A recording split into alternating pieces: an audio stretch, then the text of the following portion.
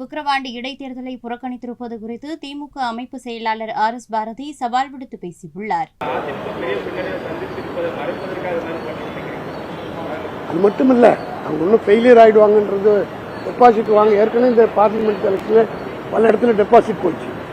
இந்த தேர்தலிலும் டெபாசிட் போனால் இப்போ சசிகலா வர கட்சியை இணைக்க போகிறேன்னு அறிக்கை விட்டுருக்காங்க. இந்த சூழ்நிலையில் கட்சிக்காரன் ஒரே ஒரு சவால் மூலமாக அவருக்கு விடுறார். இந்த தேர்தல் அவர் புறக்கணிச்சுட்டார்ல, புறக்கணிக்கிறதுனா ஒரு கட்சி புறக்கணிதுன்னா அந்த கட்சியில் இருக்கிற யாரும் ஓட்டு போட முடியாது. நாங்களும் ஒரு 3 கணக்கு எடுக்க போகிறோம். அந்த எலெக்ஷன் அன்றைக்கி யார் யார் ஓட்டு போடுறாங்களோ அந்த ஏஜென்ட்டுக்கு தெரியும். அதிமுகவில் இருக்கிற ஒன்றிய செயலாளர், அதிமுகவில் இருக்கிற கிளைக்கழக செயலாளர், அதிமுகவில் இருக்கிற நிர்வாகிகள், கவுன்சிலர்கள் இவங்கெல்லாம் ஓட்டு போட்டாங்களான்னு ஒரு கணக்கு எடுத்துட்டு அப்படி அவங்க ஓட்டு போட்டுருந்தாங்கன்னு வச்சுக்கோங்க. அவங்கெல்லாம் எடப்பாடி புறக்கணிச்சிட்டாங்கன்னு அர்த்தம். தேர்தலை புறக்கணி என்று கட்சிக்கு சொல்லிட்டு அப்படி அவங்கெல்லாம் பார்ட்டிசிபேட் பண்ணாங்களாம். அப்படி தைரியமாக விட தயாராக எடப்பாடிக்கு நான் சவால்.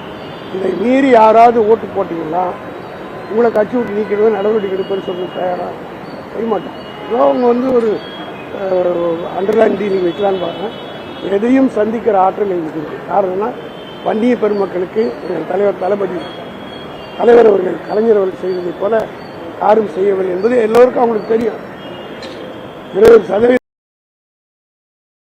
செய்திகளை உள்ளது உள்ளபடி தெரிந்து கொள்ள ரெஃப்ளெக்ட் நியூஸை சப்ஸ்கிரைப் பண்ணுங்க.